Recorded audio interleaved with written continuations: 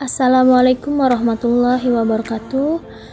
Kami dari kelompok 6 yang beranggota Aditya Revaldo dengan NIM 2114300036 dan Vera Safina dengan NIM 2114300040 dan Siti Maimunah dengan NIM 2114300037.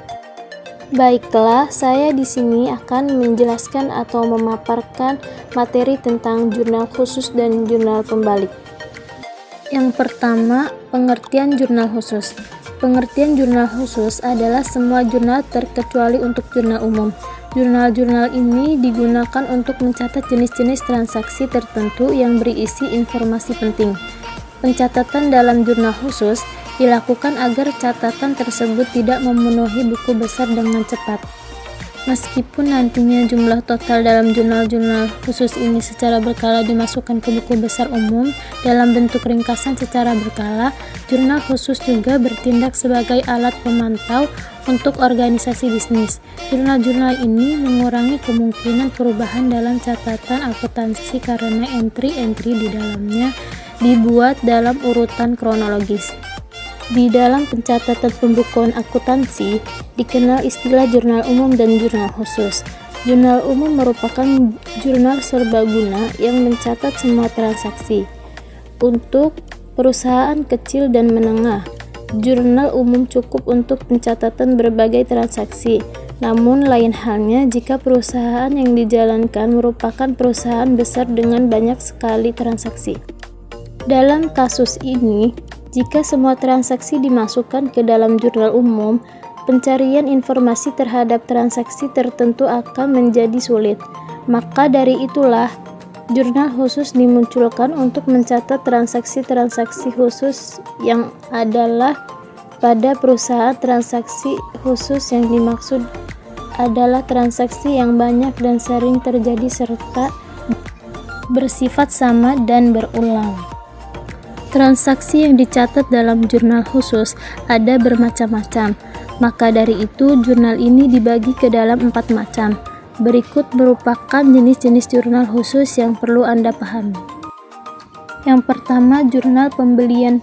Pengertian jurnal pembelian adalah jurnal khusus untuk mencatat semua jenis pembelian, baik barang maupun bukan barang secara kredit. Jurnal ini paling sering ditemukan dalam sistem akuntansi manual, di mana diperlukan untuk menyimpan laporan transaksi pembelian bervolume tinggi di luar buku besar. Jenis-jenis transaksi pembelian tersebut yakni pembelian barang dagang secara kredit dan pembelian perlengkapan, peralatan serta aktiva lain secara kredit. Semua jenis pembelian yang dilakukan secara kredit dicatat dalam jurnal pembelian, termasuk yang berikut. Yang pertama, peralatan kantor, jasa, barang yang diperoleh untuk dijual kembali. Jurnal ini berfungsi untuk menyederhanakan pencatatan dan memudahkan pembukuan transaksi bervolume tinggi ke dalam buku besar. Jurnal pembelian juga mencatat transaksi secara harian sesuai dengan tanggal terjadinya transaksi. Nantinya, pada akhir tiap periode pelaporan, catatan dalam jurnal pembelian akan diringkas dan diposting dalam buku besar. Setiap transaksi yang dimasukkan ke dalam jurnal pembelian melibatkan kredit ke rekening hutang dan debit ke akun biaya atau aset yang terkait dengan pembelian. Misalnya, debit yang berkaitan dengan pembelian perlengkapan kantor akan menjadi akun biaya persediaan. Jurnal ini juga mencakup tanggal pencatatan, nama pemasok yang dibayar, referensi dokumen sumber, dan nomor faktur. Tambahan opsional untuk kumpulan informasi dasar ini adalah tanggal jatuh tempo pembayaran dan otorisasi nomor pesanan pembelian. Berikut ini contoh jurnal khusus pembelian. Di dalamnya terdapat catatan semua jenis pembelian PT Jurnal Karya, baik barang maupun bukan barang secara kredit. Selanjutnya, pengertian jurnal pembalik. Pengertian jurnal pembalik, pembalik singkatnya, jurnal pembalik atau yang disebut juga dengan reversal entry adalah jurnal opsional yang membalik jurnal penyesuaian yang menimbulkan akun real baru.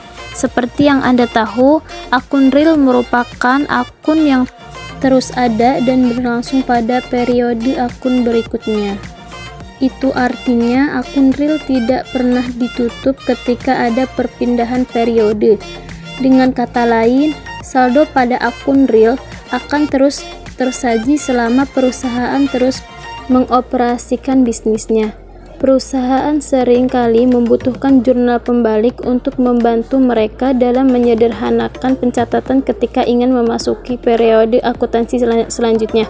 Oleh karena itu, jurnal pembalik biasanya disusun atau dibuat ketika memasuki atau mengawali periode akuntansi selanjutnya. Dan atas alasan itu pula, kenapa jurnal pembalik disebut juga jurnal opsional? Karena sejatinya perusahaan tidak benar-benar membutuhkan jurnal pembalik dan kembali lagi sesuai dengan kebutuhan perusahaan. Tujuan dan fungsi disusunnya jurnal pembalik seperti yang sudah dibahas sebelumnya. Menyusun jurnal pembalik membantu perusahaan untuk mempermudah atau menyederhanakan pencatatan akun real baru pada awal periode selanjutnya. Namun, ternyata ada manfaat lainnya, yaitu sebagai berikut. Jurnal pembalik bertujuan untuk mengurangi kesalahan atau kekeliruan dalam pencatatan yang mungkin bisa saja terjadi. Misalnya, pencatatan berganda dalam penyusunan ayat jurnal penyesuaian.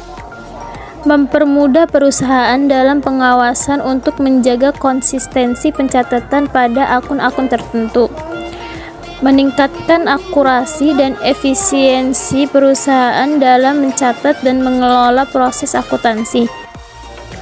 Akun yang bisa dicatat dalam jurnal pembalik. Sebelum memahami akun apa saja yang dicatat di dalam jurnal pembalik, Anda perlu memahami dua term atau istilah jenis-jenis akun yang terdiri dari akun real, akun neraca, dan akun nominal, akun laba rugi. Akun nominal adalah akun yang ditutup pencatatannya pada suatu periode bersangkutan dan biasanya masuk ke dalam laporan laba rugi. Akun nominal umumnya terdiri dari pendapatan dan beban.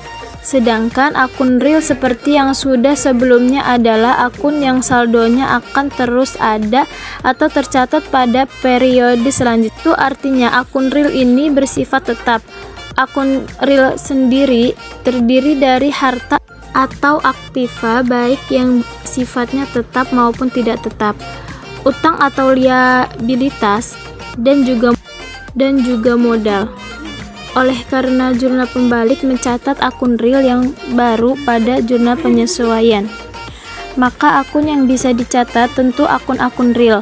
Untuk mempermudah Anda mengidentifikasi akun apa saja yang dicatat pada jurnal penyesuaian ke jurnal pembalik, berikut kami jabarkan akun-akunnya secara sederhana.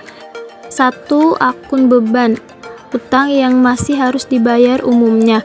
Akun beban yang masih harus dibayar akan berlanjut pada periode akuntansi berikutnya sehingga dapat ditulis dalam jurnal pembalik.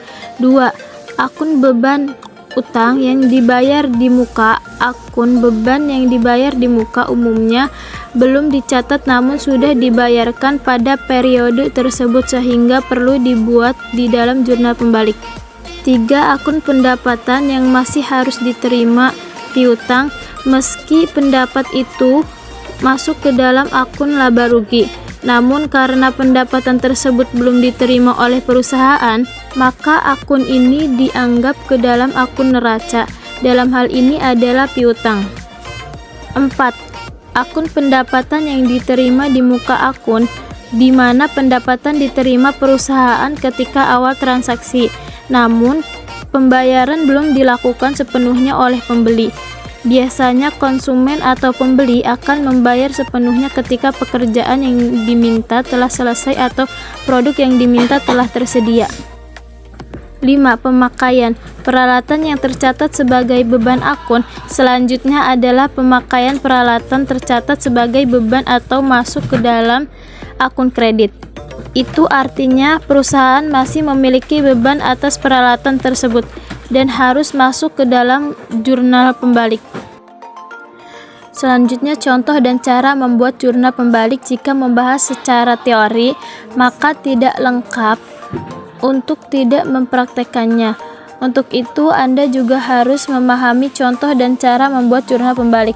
Catatan: dalam artikel ini, kami menggunakan contoh sederhana dan bertujuan agar Anda bisa mengidentifikasi akun mana yang boleh dicatat ke dalam jurnal pembalik atau tidak.